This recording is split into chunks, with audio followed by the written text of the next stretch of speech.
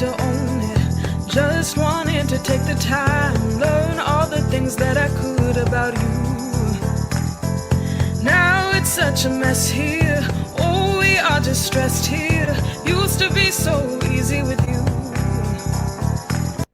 Welcome to Everything Sparkle. Today we are at Smashing 350. Can you tell us a little bit about how you started this? Yes. So this actually started a year ago. I started with other products, but then COVID hit, and so it took a hit, and we were stressing out about how we're going to do this. I got approached by a friend, and she said, "Why don't you do some gym wear?"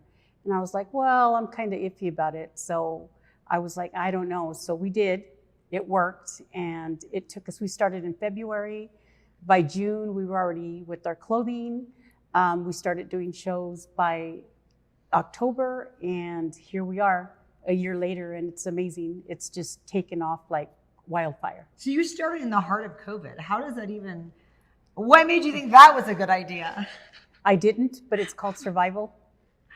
And then how did you get these shows? Because we were, under quarantine for a long time. How did everybody come together and be like, okay, we are going to do this, and this is safe, but we're going to go here, there, Well, I'll there. tell you what, I owe a lot to Center Podium. They were amazing through COVID.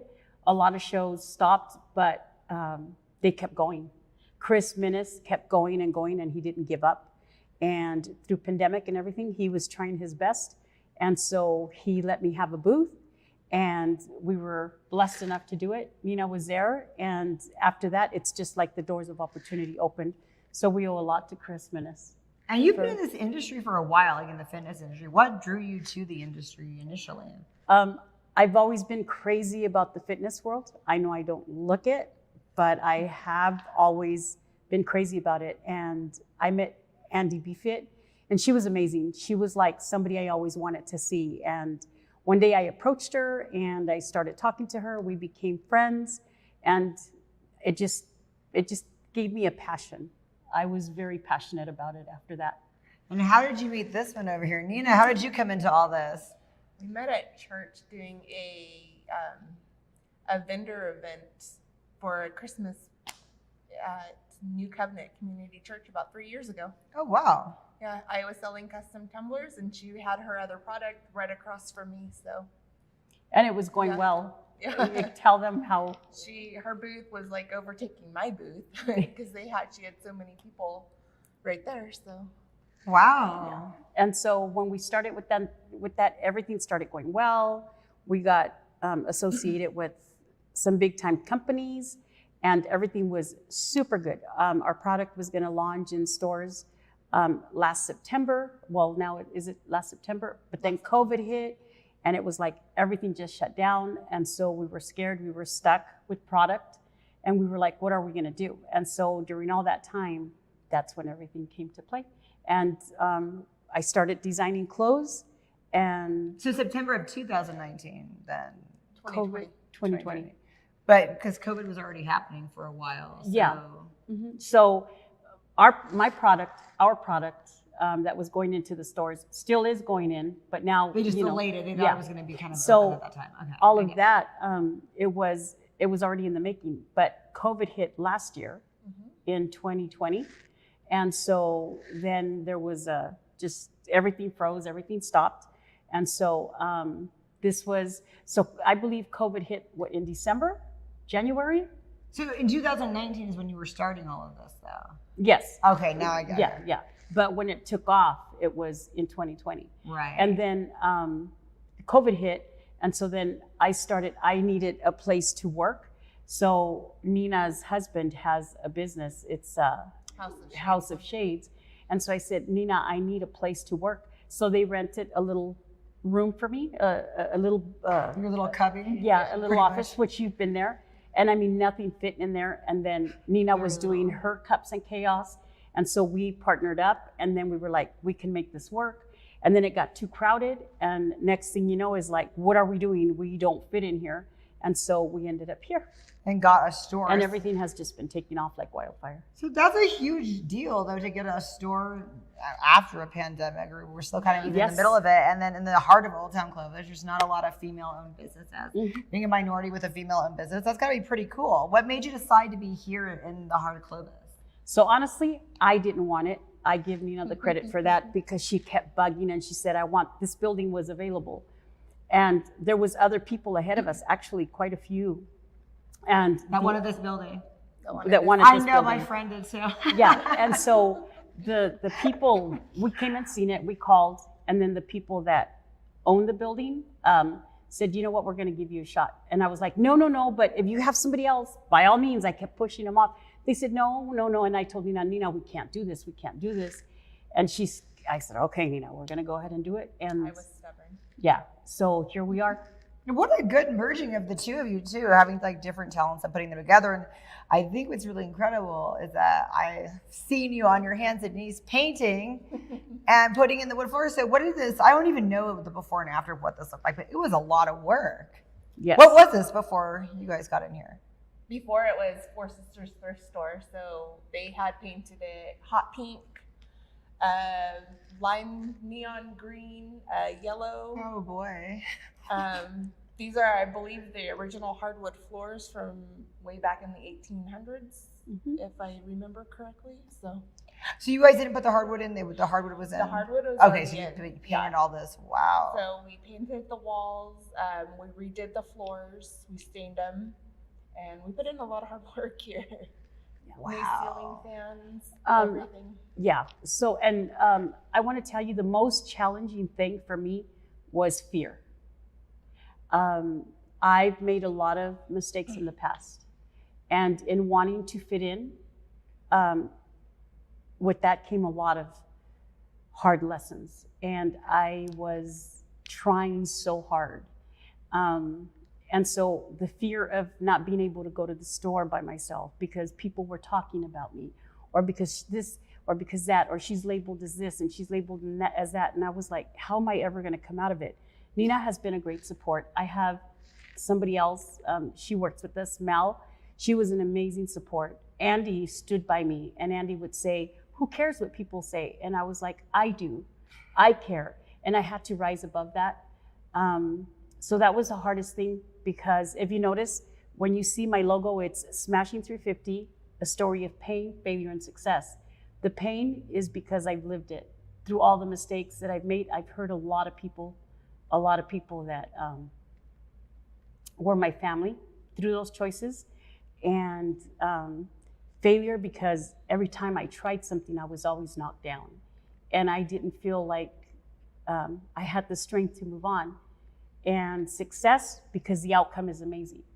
So I think that you have to learn to believe in yourself and let the fear go. So through advice from people and support, I just had to one day put on my big girl pants on and say, you know what? You're never going to satisfy anybody. And I had to learn to love me. And so I'm learning to love me again. And that's the most satisfying thing. So I do want to tell the people that my clothing is not just clothing. It's not just gym wear that you go buy. When you wear my clothing, it comes with the story, and it's intense. And I'm not going to lie, definitely we all want money. We went through a hard pandemic, but somewhere along the line, it stopped being about the money and it started being about me and my life and the people that are bullied. And I'm 57. And I've been bullied, and I've been bullied by adults. And what I mean by that is when people are saying, oh my God, you're a liar, or you're here, or you're there. I think that there's physical abuse and there's mental abuse. And it's pretty sad. So I had to rise above that. And now I can go to the store by myself. I can walk, and if somebody doesn't like me, I'm like, Right. It is what it is. And so I have a friend, and that person told me, Irma, keep your eye on the prize. I'll never forget that. And she was right. So it's just, when the bad comes, because it's still out there, you know, I know that there's light at the end of the tunnel, and I know that that success is coming, and it's not financial, but it's rising above what people make you and you make yourself. That's really well said. And you know what people don't think about too is that the more successful you are, the more people aren't going to like you. Mm-hmm. So that's what we're thinking about. We're going to have this great fashion show Friday night. Yes. The ribbon cutting at 4:30 on Friday. And then a lot of good things, a lot of events. So when you become super successful, everyone loves this event. You're prepared for all the haters. Well, we need everybody to come. This show is going to be one of a kind. Andy's going to be here. Doing gymnastics, yes, dancing. And we all know that she's bad at what she does. We're going to have, we're going to have an amazing lineup of girls that are in the bodybuilding world, from bikini to just going to the gym and loving what they do and the passion. But I also want to say thank you, because when I approached you, I was really nervous, and I told Nina, I have to be upfront with her. I have to tell her my past. And Nina was like, she doesn't have to know. And I'm like, no. And so I want to thank you for giving me the opportunity. I think we all need the opportunity. I think we all fail in life and we all make mistakes, but it takes that one person that believes. And I think you're amazing. We adore you here. We do. And you know that. You're very spoiled here. Thank you. I love the clothes. Like I say every time, they're really amazing. Well, what do you like about the clothes? I love the way it fits, and then I'll say it's slimming, and people are like, you don't need it slim. I'm like, you don't understand. There's no bulges. Everything keeps up and in. I mean, well, would you compare it to other clothing and say this one, the material's softer? Oh, the material is very soft. I actually could sleep in it. I have actually slept in it. You must really be tired from the gym. Yeah, no, so it's very soft, it's very comfortable, very cozy. And then you can do, when you see Andy do gymnastics in this, I think that'll be proof enough that you can, if you could do flips in this, I mean, that's what you need, and because and it stays, the fabric doesn't move, it moves with you. That's really important. As a trainer, I see a lot of things moving that aren't supposed to be moving, so. So you definitely want to do that. But no, I love that. I love your guys' success story, because I think a lot of times what people don't understand is when you take on something this big or whatever and you put in these hours, I mean, when you look at the hour ratio versus what you're making, I mean, you're not even making minimum wage because you're working every hour, every day. You're losing money because you're investing in your own, you either got loans and are paying back that investment. So it takes so much, and to have the team, and it's a female team, I mean, it's all female pretty much, but we do got some male clothes, which is very good. We do. And I do want to say something, and I think Nina can say as well, we're not only a clothing store, we are bringing nutrition to the store. We are bringing so many things, much more than clothing. Yeah. We're just expanding. We want to make it the one-stop place where if you want a pair of shoes, if you want to have a smoothie, a protein drink, you can. So it's more than just clothing. Yeah. And a lot of people said, it's going to be hard. You won't make it. We said, watch us. And so we're coming in, we're smashing through, and we're giving it that 350 horsepower. We're not going to quit. We stand for something. We're breaking barriers, and everybody's welcomed. Even the people that don't accept us or the people that don't like me. You guys are very welcome to come. It's your place too. And tell a little background, because you've done a lot of stuff for the community. You've worked with Dyer. What was a little bit of some of the stuff that you did before leading up to this? So we are, thank God, we are with St. Jude. We are a big part of St. Jude. And this happened last year. We are now with Breaking the Chains. Breaking the Chains is very important to us. We support them 100%. We stand by them. They will be here this Friday. So Breaking the Chains, explain a little bit about what that is. Breaking the Chains is a human trafficking organization that helps women break out of that life, and they take them and help rehabilitate them, give them a place to live, clothe them, educate them, and let them, live a normal, successful life, leaving their past behind them. Isn't that such a perfect organization for you guys? And so we give to the cancer. St. Jude. Yeah. Well, aside from St. Jude, for breast cancer, we do a lot of things. We are all about helping the community. We're becoming very involved with Clovis, with the police department in Clovis, with the Chamber of Commerce. Actually, I am happy to say that Clovis PD is, they've welcomed us in such an amazing way. So we are very involved with a lot of nonprofits. We are also in Las Vegas. We have stores coming to Las Vegas, so we're excited And about now that. people can get this online anywhere, right? So Yes. everybody watching out in New York, they can also Yes. purchase this and Mhm. this stuff they like. Anywhere around we have our website, you know. Smashing350hp.com, so go shop it. And if you say that you seen us today, you guys will get a 15% discount. Just use Sparkle15. Nice. Yeah. So That's such a great story. So what do you see? What are some of the things you want to see, Nina, like come out of this or in the future, like that you're excited about, that you could tell us about? I don't know what secrets you guys have. But. Yeah, we have a lot of secrets.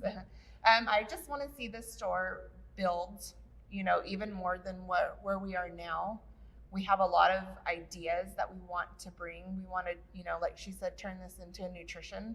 We want to add shoes, clothing, anything and everything that is geared towards the fitness world. And then eventually maybe expand out into other cities. well, just Besides Las Vegas. Yeah. Just to let you guys know, I am working on a makeup line as well. Oh, I always need that. And that is specifically for that woman that wants to go to the gym that doesn't have time. So that's going to be big in itself. So it better be some sweat-free stuff for me at least. Definitely sweat-free. That's what we need. Definitely sweat-free. So, yeah. And so everybody that's coming that night, what do you have? You have vendors. Tell us a little bit about more of the Friday night. So Friday night we have 9 vendors. They'll be set up out and back. So you got Holy Sheesh, you got we have 6 Camp food Barbecue. vendors. Okay. What are some of the other food? Is it like We have Holy Shish, like you said, Camp Barbecue. We have Tacos El Nene. They're out here in Clovis. They set up right in the Valero gas station on Clovis and 5th. I love their food. It's amazing. And then we'll also have 559 beer out here. I'll be selling it. Woo. And then we have Aunt T's carrot cakes coming out. Oh wow. I think we also have, I'm not for sure, but a snow cone machine or. We have acai, Loving Seed will be out here as well. So After we talked acai about the bowls. nutrition, this way. Yeah. And then inside we're having 9 vendors as Yes, well. we have 9 vendors inside. So what's going on inside? I will be here selling custom tumblers. We have Sarah Gray with Synergence, Celise Saunders with Sensi. Breaking the Chains will be set up, selling their Granville home giveaway tickets. Oh wow, we can win a home Friday night. Mhm. Yeah. I love For that. $100. Wow. We also have Iron Office Gym, Christy Bentley Fitness. She does I personal love training. her. We have Unique Ice Smile Labs. So Sarah will be out here offering her services. And DB Fit bikinis. So whoever's doing a show, they'll be out here as well. And her girls will be out here showcasing their bikinis as well. We also have Color Street and Paparazzi coming out. So, Yes. Wow, you got everything ever covered. I don't think there's anything else going on Friday night except for we that. have a nutritionist too, Shackley. Yes. So there's a lot going on. This isn't just a grand opening. This is an outcome of pain, an outcome of failure, and an outcome of not giving up. And when somebody tells you you can't do it, it's a show me before I show you. And that's what we're doing. So Nina, she's a wife, she's a mother, and she's here until midnight, working hard. She hardly gets to see her kids. And I couldn't believe that when you guys said you were still here when I got off work the other night. I was like, oh man. Andy's mom has been here helping us. So we've had so much support, it's amazing. So so we have 2,000 square feet in the front and 2,000 square feet in the back. And so we are going to be growing. So if there's anybody out there that, we also rent out the back for events. We're with the Chamber of Commerce with that. So like if you have small events, so if there's graduations. Can't get married here. No. Well, But if there's under 50, yeah. bridal showers, birthday parties, if you have a Bachelorette. That- party. yeah. I'm so sorry. Why does my mind Yeah. always go to these Well, places? so any party that you guys want to have, a bridal shower, I love it. You know what's great about it too is you can really dress it up. I love the brick wall backdrop. I think it's amazing, and I think you do a lot of great photos back there too. Which is another thing you can rent it out for photo shoots. Yeah. Yep. You've taken photos here back. I have taken photos. Yeah, so it's great. And so Friday we got the ribbon cutting at 4:30, and then I know you have like a lot of events. The fashion show's at 7. No, at 8. At 8. So the event starts at 6, so the back will be open for everybody to come in. With the DJ and dancing. So 6 is like the big time you guys want to get here for sure. From 6 to 10. I know it'll be hot. There will be misters out. We're trying to keep everybody. It's super cool right now. I don't want to leave. Well, here, but out there, So we got 6 o'clock is when the doors open. The fashion show's at 8, and Angie's performance. Yes. At 7 or 9? So no, at 8 o'clock, the fashion show starts. We are so full. So everybody, it's a first come, first serve. Doors will open. So get here before 6. Yes. 7:30, the doors will open to come in. It's nice and fresh. I believe that at 7:45, the doors will close. So whoever makes it at 7:30, you guys are lucky. We're going to have sitting and standing. And we're going to have amazing performances. Then that's when the fashion show starts.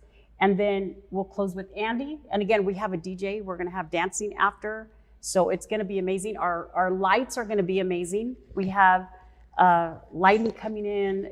You guys won't even recognize this place. Yeah. So. And something exciting, the clothes are going to be discounted, right? Yes. Oh, yeah. So that day, everything, and it hurts me, but I feel good in saying it. Everything will be $25. Our prices are from $150 and up, and everything is going to be $25. The 2-piece will be $50, but other than that, every separate piece will be $25. Just that day. That's so awesome. That's it. Since it's a grand opening, we figured. So the prices typically, like online right now, what are the prices? $150 and up. They range in price. What's the most thing like? One of our 2-piece sets is the quality of it, because she uses a super secret that I can't tell. Right. Fabric. So that one ranges about $170 for the 2-piece for the top. Which is the one that you took. Tanya took. I was going to say, do I? No, Tanya. I feel excited every time I get an outfit, guys. You have worn that outfit, though, in one of your first photo shoots. It's the blue one. I love it. She took that. I wanted that one. Yeah, she took it. Yeah. And so everything will be $25 and $50. Mm-hmm. So like the 1-pieces, $25, the 2-piece, $50. But yeah. And they'll be able to pre-order the sweatshirts that evening. That's still not that bad, even though it's pricey. It's still for the quality of it. It's going to last a long time. Yes. And luckily your styles, and we're going to go through some of the clothes. Actually, can you bring us some so we can kind of see, so everyone get an idea of what we're talking about? Because they are timeless. Like you're fun with the colors and everything. But and then we have new coming out. The one thing, Nina, if you can get a hoodie, those hoodies went so fast. We use reflective. We are the only ones that use reflective. But it is insane in the dark time with no light. That's going to be fun. And they'll get to see that. But as soon as we brought those out, I mean, they sold. Those are the ones that How much are those? I believe those are I think the hoodies are $75, I think. And then the pants are $55 or $65. Those are pricey. See, these are not super bad. Okay, and so the sweats are 50 and the sweatshirts okay, are... I went really high then. So this is reflective, and it looks amazing. And we only have 2 colors. So we really want to stick to 2 colors, which is red and black. But it's an amazing fabric. It's a hoodie. It's really soft. But yeah, we take pride in what we do, and then And so if you guys see the fist and you guys see the brick, that stands for breaking barriers. So I love that. Yeah, so it does have that. One of our 2-piece outfits. Oh my gosh, I absolutely adore. I don't think I've ever seen anything I don't like from you guys. What's nice about these clothes too is a lot of them you can wear day to night. So if there's a top you wanted to wear, like a cute little black jacket over top. Oh, and trust me, I have. or jeans. This is amazing. This dress is amazing. I'd go on a date in that for sure. And this is to show that, we've gone to competitions. I see that the girls dress really nice up on stage. So why not wear something and this is also reflective as well. So when you're up on stage, when you're up on stage and you got that light hitting you, it's awesome. So why not wear something that's got the gym fabric? Blue, by the way. Yeah. So this is really, really nice. And this is the same one in this color. Yeah. I absolutely. You can just see the breathing. Where I don't know how good. All of my clothing. This is all breathable, guys. Is I like to use mesh on everything. So all my clothing comes with the mesh. This one is an amazing dress. I would go on a date in this. This has sold like crazy. This is incredible. The fabric. How much is this? 100. It says 25. It's 100, but it'll be 25. All this will be 25 that day. So these are the shorter version of the other ones. So that's really cool too. So you can get the pants like that day. You can get the shorts, the pants. You can wear the shorts now, the pants when it's winter, and then you got the bra that matches both. I like that. And then here's our men's line that we're starting to bring in. This is an outrageous material. Oh my gosh, I wish people could feel this. I've never felt anything like this in my life. Then it says smashing there. Yeah. This is very soft. Love this, guys. And then we have a men's muscle tank hoodie. I love this too because it's like it's breathable. They're flattering. Yes. I see a lot of guys wear stuff they shouldn't be wearing at the gym. Yeah. Well. No, but this is nice. These are all nice and and breathable. You know, this is all they can have a nice. Well, right now it's hot. California is very hot. So the dry fit one, and then we have a pair of men's joggers. So I love this. You guys have thought of everything and pulled out all the stops. Yeah, I think we would eventually like to add some kids' clothes in there too. We are. Well, I have accessories that'll be out in. I'm not going to mention the stores, but it'll be out in stores, and they're little girls' accessories, and they're the famous cap and taps that I started with. So they'll be out pretty soon. Thank you guys so much for coming on my show. And thanks for showcasing this. We're going to have a great time Friday night. Everybody come out. It's a free event, but first come, first serve. It's Friday in Old Town Clovis.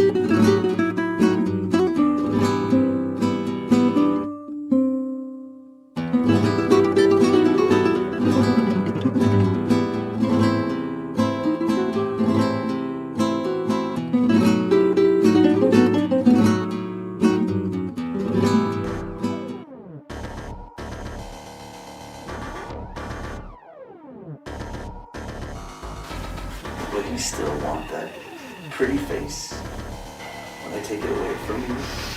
Can't say I have. You guys are the first people I've seen here all day. They say that it roams the countryside looking for sacrifices.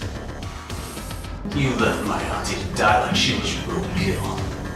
Now my cousin doesn't have a ma or a pa thanks to you and your fucking friends! I'll show you mine if you show me yours.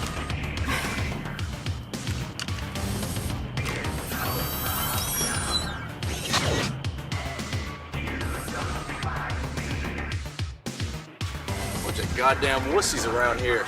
You should have put hair on your chest. Just like me. You're gonna end up just like the rest of your friends. Dead. But I like you. You apologized for your wrongdoing. I'm not a fan of what you said about Grandma, but at least you apologized. I promise you, your death will be fast. I can't guarantee painless, but it will be fast. My dear, remember our arrangement.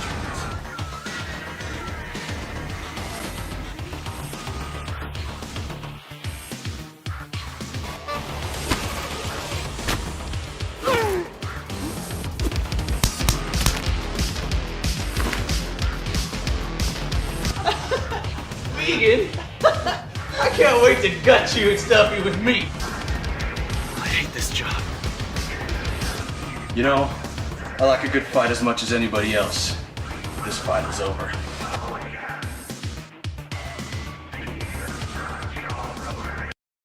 Welcome to Everything Sparkle. With us, we have Ken May. Ken, tell us what you're working on. Well, I'm working on a bunch of different things right now. I'm I'm here excited to. about what you're doing later today. Can you tell that? Can you talk about it, or are you not allowed to? Yeah, no, I can talk about it. So I am producing a post-apocalyptic web series for SCS Entertainment, and we are shooting at an abandoned missile silo. So that should be lots of fun. I've got a great team, including Christopher Pinato, Tracy Burr, Chrissy, just so many great folks. And the first episode, I think it may have already been released. I have to double check, but yeah, it should be really exciting. What's your character? What do you do? So I am a just kind of a random everyman in it, and my partner got sick with radiation poisoning, and so I have to go on a journey to go find a healer that's got some medicine that can help heal them. Wow, that's a big responsibility. Yeah, right. So you've done a lot. You have a big house of work, and you've been working for how long have you been in the business? Only about 4 or 5 years now. Only 4 or 5 years, and you have that much credit? Yeah, I think I'm over like 70 features on IMDb, something like that. In 5 years? That's almost unheard of.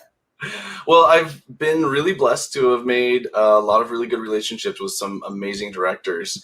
Dustin Ferguson, James Balsamo, Otis Johnson, a bunch of folks out there. And, you know, some of these folks are very prolific, and we've worked together on a lot of different things. And I'm just really, really grateful to know them and to be continuing to work with them. How'd you get in the business in the first place? You know, it's a really interesting story through music, actually. So I have an industrial band, and we were playing a gig out in the middle of nowhere in a town called Lancaster in California. And one of the people in the crowd was a director who was getting ready to shoot a feature film. And we just kind of became friends after that. And later on, he put out a casting call asking for people to be just random bad guys. I thought, well, I could be a random bad guy. Like, I'll help out. I can stand around and look mean. All right.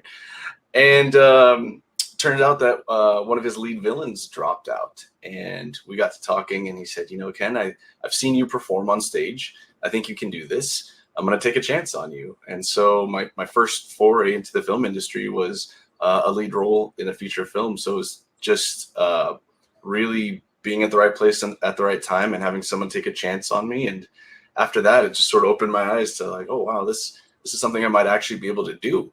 And just made a lot of good relationships. What film was that? Where were you the bad guy? I want to go back and watch it now. It's a great film, especially considering the budget. It is far better than it has any right to be. It's a completely gonzo film called Welcome to Grindhouse. And I've heard of that. Okay, I know about that. Okay. Yeah, it's a great project. So I'm sort of the there's two lead villains, and I'm the sort of behind the scenes one that's orchestrating things and making the secret chemicals that are enslaving everybody, you know, all this kind of stuff. So it's really. So who's fun. The director of that one? So that was the director. His name is Otis Johnson. Okay. Wow. Okay. You're a musician. That's pretty good because you were doing concerts. What happened to that? And is your band upset? Did you abandon them? What happened? No, you know, so this band is as an industrial project was kind of designed by me to be able to be very, very flexible since we all have busy schedules. So when we do a live performance, we can have everybody playing a live track, or we can put in a backing track for, you know, one of the synth lines or something like that. And the whole idea is that we want to make sure that the live show is just a really, really enjoyable experience. So your concerts were supposed to be like putting people in a different space, not like almost like trance. It wasn't EDM though, right? It's different. What was your type of a little hard industrial. Industrial. So it's like agro tech. You might call it harsh industrial. So it's kind of like it's a Heavy branch stuff. EDM, right? But like that. Yeah, Okay. sure. Okay, so you're trying to make the crowd have this like great experience when they're there and they live. So that's okay, that makes sense. So that's why they thought, hey, if you could create this experience for your audience, you can create this experience on the screen. I guess that was the idea, and maybe we pulled it off. I don't know. That makes a lot more sense. I was thinking you were this rock band, and then I'm thinking, how does someone look up at you and be like, oh yeah, he'll be a good actor? Okay, that makes a lot more sense. Even in rock bands, if you're a front man, it definitely takes a bit of showmanship to be able to pull it off on stage. So there's an element of acting in there, I would say. I'm really not seeing the bad guy, so I have to go back and watch this. I almost always play bad guys. In fact, I'm usually a villain. You look so nice and sweet and innocent. Oh my gosh. It's very vicarious for me to be able to play out all these crazy psycho killer characters, and keeps me level-headed, I think. That makes so much sense. Playing a psycho killer keeps you level-headed. That's right. Okay, so what were you doing before? Did you have like a day job, or were you always in the entertainment? I do still have a day job. I work in IT as my day job, doing cybersecurity stuff. So, I'd sit in front of a computer doing that kind of stuff, and then, evenings and weekends and, what have you, go out there and kill a bunch of other nice people, and, somehow it all fits together. You go from being a nerd to a badass? Say again, what? You go from being like a nerd to a badass in a day. I try. That's awesome. I mean, you get the best of both worlds. Wow, that is so awesome, Ken. What an exciting story. So you were performing in Lancaster. Where do you live? I live in Oxnard. So about an hour and a half north of Los Angeles on the coast. So you're by everything. You're kind of in the mix. You get to you get to have a normal life, your LA life, your musical life. It's nice to be able to escape LA afterwards. Yeah. Right. How often do you get to perform with that band then? Well, not so much lately because of the pandemic and everything. I've been doing a bit more DJing instead of live performance, but hopefully we'll start booking some more stuff soon. So. And what do they think about all this? Do they try to get into acting too? Or are they like, oh, wow, now you're an actor? I mean, what was their response? Everybody does different things. So one of my bandmates is a photographer who does excellent work with that. Another one runs nightclubs. So we're all kind of in different aspects of the entertainment industry. And it's all very complimentary. I love that. That's a good story. So how long have you lived in SoCal? Most of my life. I have lived in a variety of other places. I lived in Colorado and Georgia and Arizona. But I was born in California and came back to California and been probably going to stick around for a while. So California is doing well. Okay. So all of your work, what has it gone on? Is it a lot of streaming services? Where can we find your work? Yeah. So almost everything I've done has DVD releases. In fact, there's some movies I'm in are at Walmart right now. I know Ebola Rex and Apex Predators and a few other ones are at Walmart, Best Buy, things like that. But definitely on streaming, I know Amazon Prime and Roku and some of these other ones. My first feature film, the one that I directed and produced myself, Future Fear, that's out on streaming right now, and August 8th should be available as a retail DVD as well. Where's that streaming on? So that's streaming on Tubi and Roku and Amazon Prime. There's a whole list of them I'd have to take a look at. Wait, so after acting, you decided that you could be a producer director? Well, I didn't really choose it. I like how you threw that on me right now. I'm like, what? I'm trying to keep up with you, Ken.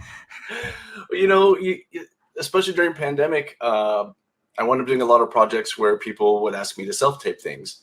And then as time went on, they just wound up getting a little bit more and more grand, more complex.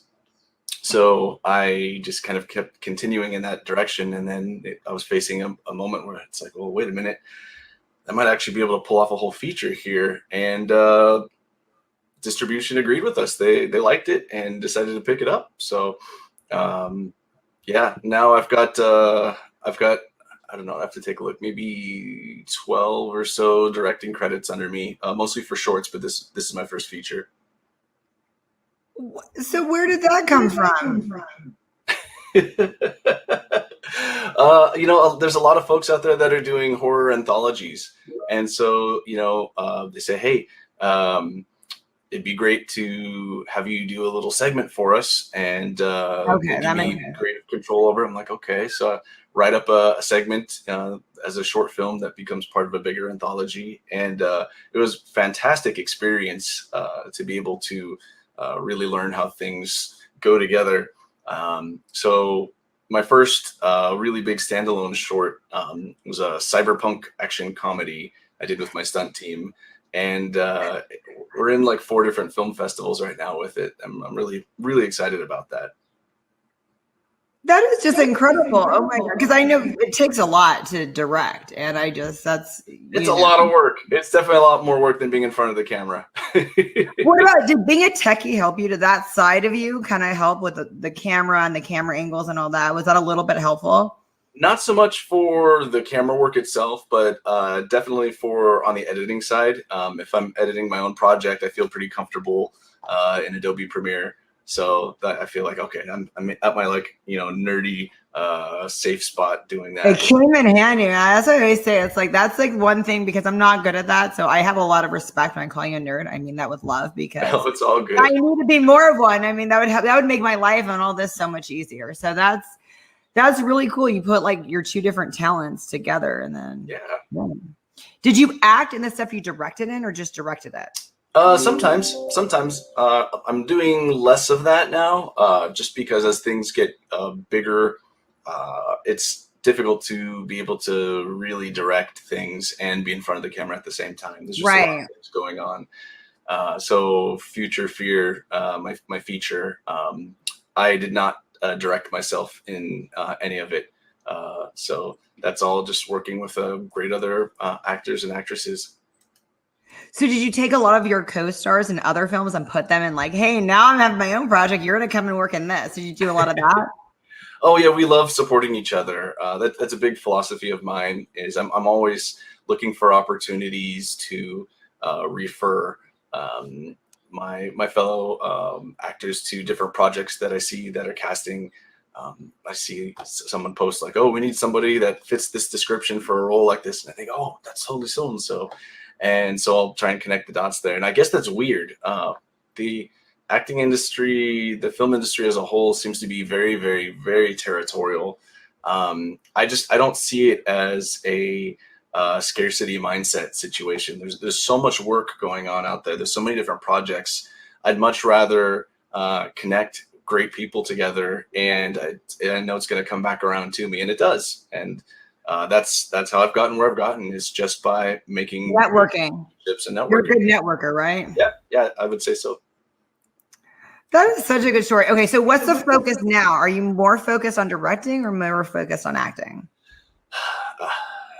I think I'm probably still more focused on acting, but now I've got a lot more. I did just get like a nice Blackmagic camera, so I think I'm going to wind up directing some more things because now I've got some better tools to do it with. So I've already got a few more things planned out. Oh, wow. That's going to be exciting to keep up with you and what you're doing. Does anybody come with you for a project to direct, or is everything that you directed something you wrote? Is everything so far? Yeah, I think there's been a couple shorts that I've done where it was one of my comrades wrote it, and then I wound up directing and DPing it. But for the most part, typically I'm directing things that I wrote. Is that easy to write? You know, to do sides, to get lines out of people's mouths? Do you think the acting part helps you with that? Where did this writing gene come from in you? Yeah, it depends on where my inspiration's coming from. I wouldn't say that writing is necessarily easy for me, but if I get inspired by an idea, then I feel like it kind of writes itself. Then I'm just kind of filling in some of the gaps. So usually I'll start with kind of an outline with just really broad strokes, like the major, plot points. And then from there, the characters sort of kind of come to life a bit for me. And then once I've got the outline and the characters, all the rest of the stuff, it all just sort of kind of flows on its own. What is something that you would like to do that you haven't tackled yet? Do you ever want to act in anything normal? Or you always want to be bad cyber? I would love to do more big budget sci-fi and action related things. I have fun with those things as well. So yeah, those would be fun to do. I've done some interesting green screen work. I'd love to do more action work as well. Action. So what about like with stunts? Have you dabbled in stunts? What's the deal with stunts? Yeah, so I'm a member of a stunt team actually in LA. So we get together and practice when we can and help each other out with different projects. And it's been really, really wonderful training. How fun. Do you guys get together and beat each other up? Is that the game? Yeah, I mean, we do stunt fighting and help each other figure out falls and learn tactical maneuvers with, prop weaponry and things like that. You have a fun life, Ken. My goal is to try to be the kind of person that, 10-year-old me would have thought was just a complete badass. So I'm working at that. And how did you meet the lovely Joe Williamson? He's the one that linked us up together. Joe's amazing. So I met him through SCS Entertainment, through Dustin Ferguson. They worked together on many, many, many different things. And Joe is just the sweetest guy. And I think he's of a similar mindset, and that we're oftentimes looking for opportunities to refer people to cool projects and just make interesting things happen. Yeah, he's a good networker too. Speaking of networkers, so that's a good find. Does your family? What do they think about all of this? Because you went to California, you started IT, and now you're like, oh, watching me kill somebody, watch me blow somebody up. What did they say about all this? Well, my family's pretty conservative, so I don't keep them very up to date on a lot of the stuff that I do. They're somewhat religious, so there's not a ton of projects I do that are kid friendly, but those ones I do enjoy sharing. Oh my gosh, and I can totally relate to you because I do a lot of horror films too, and it's like they absolutely hate my movies. Yeah, I hear you. That is so cool. So where do they live now? Where's the bulk of like your parents and siblings? So my parents just moved to Florida about 6 months ago, and my brother's off in Montana, and my sister is about an hour and a half north of me. Oh, wow. So you guys are all spread all over the country. Yeah, we are now. Okay, so the one that you're working on now, when's that coming out? The one that you're going to do after this interview? Yeah, so Future Fear, that should be out August 8th on retail, but it's available to stream right now. And the Rusted Blood web series you can find on SCS Entertainment. First episode, I believe, is out already, and the next one should be coming soon. Okay, so we just got to go to the website for the web series. And then I think it's available on Roku also. I'm not sure all the different platforms that one's on. Once we finish our initial run of it, then we're going to do a DVD release of it as well. How exciting. You guys do premieres too? Oh, I don't know what you guys are doing post-COVID, but do you do a lot of premieres for these films in LA and stuff? Yeah, for ones that have a little bit of a budget, absolutely. So we just had a red carpet premiere for Clown Motel 2. That was a lot of fun. And there's so many great characters came out to that one. So did you act in that one or did you direct that one? I acted in that one. That one was directed by Joe Kelly. That sounds so creepy, Clown Motel 2. It's very creepy. Oh my gosh. I got to catch up on you, Ken. And then, so your IMDb credits, you have almost as much directing now as you do acting. Do I? I didn't think so. I have to take a look. Well, by the time you're getting done, when you direct each web series, each webisode, does that count as like one credit? I think it counts as one credit. That's why you get like a lot of them. Well, we're going to keep up with you, Ken. You're going to come back and tell us what's going on at least like every 6 months or a year, right? I'd love to. Absolutely. Thank you so much for coming on my show today. No worries. Thank you for having me. Felt right in the moment, felt right in the summertime. It felt right drinking cherry wine with you. to own it. Just wanted to take the time, learn all the things that I could about you. Now it's such a mess here. Oh, we are just stressed here. Used to be so easy with you. Now I must confess here. Oh, I must confess, dear. Don't think I'm in love with you. Winter is coming and I don't know what to do. And there's no more use in running, no more running to you. And I don't want your loving, I don't wanna be just friends, knowing all this time we were playing pretend, playing pretend, playing pretend. It's a mystery.